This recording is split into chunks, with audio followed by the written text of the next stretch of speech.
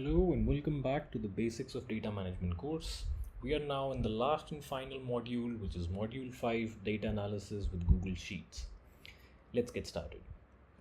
Now, you might already have worked with Google Sheets before. If you've used Google Forms, you can always export your responses of the form as a Google Sheet. Or another simple way to get started, other than, of course, creating a new sheet, is to just upload an Excel sheet into your Google Drive and then opening it. It's the way I've done here with this demo sheet. So let's open this demo sheet.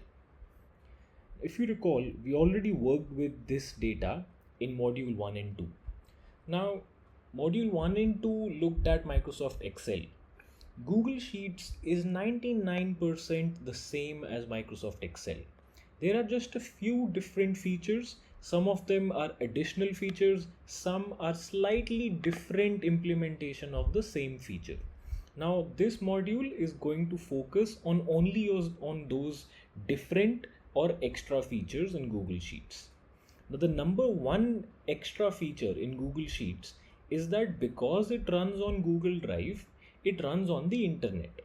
And because of the internet, multiple people can work on the same file at the same time. In Microsoft Excel, one file is stored on one computer only. So only one person who's operating that computer can use that file. Whereas in Google Sheets, you can always share the file and have multiple people working on the same sheet, either at the same time or at different times. That's the number one main feature, and we'll come back to that later. First, let's get started with the very basics of what is visible to us in the Google Sheets page. On top, as with Google Forms, you have the file name. So you can always set the file name here. You can bookmark it, or you can move the file to a different folder in Google Drive. And as with Google Forms, it is automatically saved. Any changes you make is automatically saved on Google Sheets as well. So you don't have any save button. As you see in Excel, under the file menu, you have a save button. There is no save button here. Instead, what you do have is a download button. So you can, any Google Sheet document, you can simply download it as an Excel file and then you open it in Microsoft Excel also. Or you can download it as a CSV file as well, which is also opened in Microsoft Excel. So you have the download option, but there's no save because everything is auto saved. Now, what other new options do we have here? Well, basic formatting is largely the same. If we were to do some basic formatting with this table, let's see, first thing, let's try to make the table a little bit bigger. So in Excel, you have the zoom options on the bottom right side. In Google Sheets, you have it here. You see, this is the zoom drop down. Currently it's at 100%. Let's make it a little bit bigger. 125 looks good. Now I want this header row to have a different color and it should look like a header row. So what I'll do is I'll select this entire row, and what I'll first do is I'll make it bold. Then I'll give it a background color of yellow. Then from this more option, I'll select the text alignment to center align. And then this is the word wrap. In Excel, it's called word wrap. Here it's called text wrapping. And I'll set that to wrap. And you see, similar as text wrapping, you have it here. Now, currently you see this box is this big and the text is hitting the bottom of the box. If I want it to be in the middle, I have this vertical align option here. I can simply set it to middle align, and all the columns in this row are set to middle align.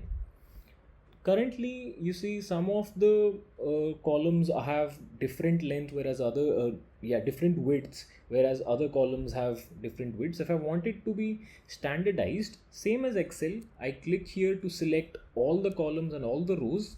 Then whatever width has set on the first column is set to all the other columns. You see, now all the columns are of the same width.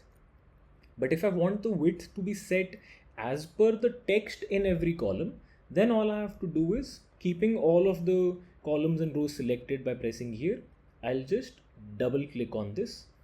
And you see now the management column is wide because it has wider text, whereas the school name column has a shorter text, and similar for UTI school. So every column width gets adjusted accordingly.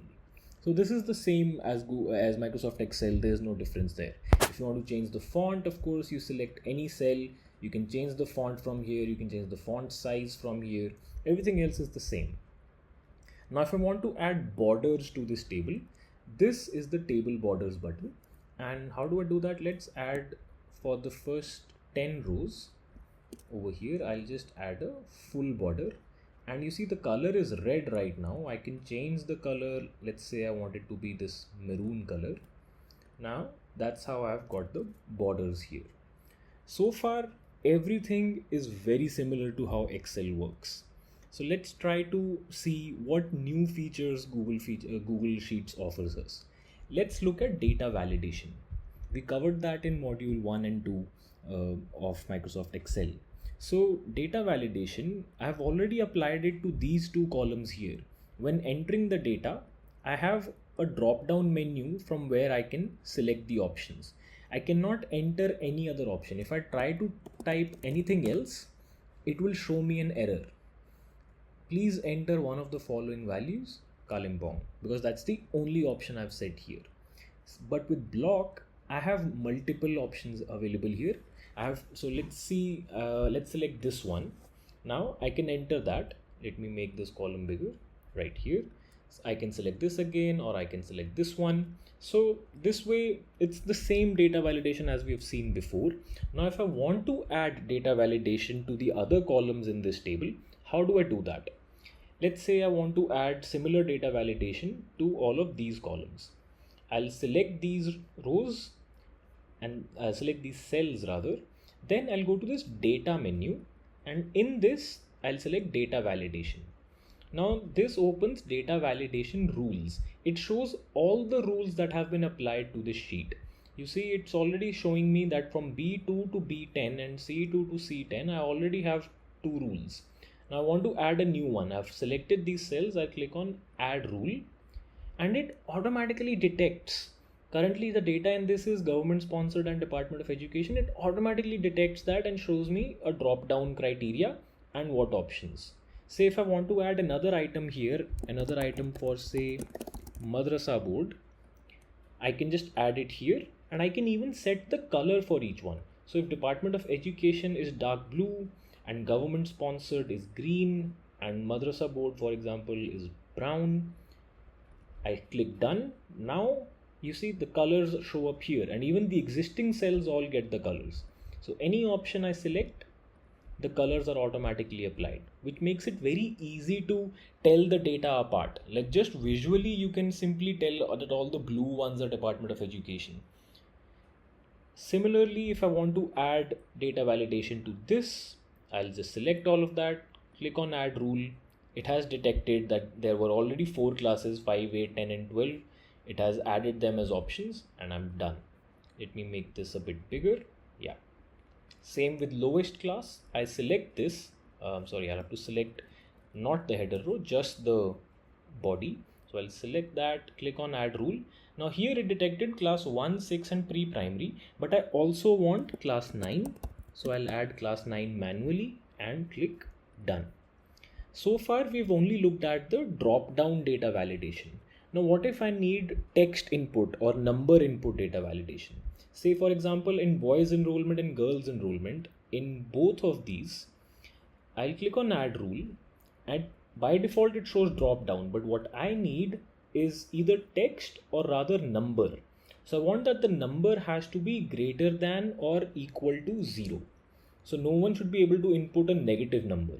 Or I could set a range.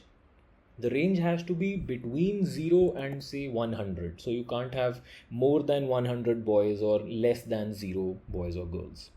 And then you have the options what to do if someone enters an invalid input. So the invalid input, you can either just show a warning and say that this is invalid, please check your input, or you could just reject the input altogether, wherein either the cell has to be left blank or the given range has to be met. The given data validation rule has to be met. And you also have this option of show help text for a selected cell. Now the help text by default is enter a number between 0 and 100. What happens is, let me click on done. When I click on this and I try to type something here, you see it's showing this error.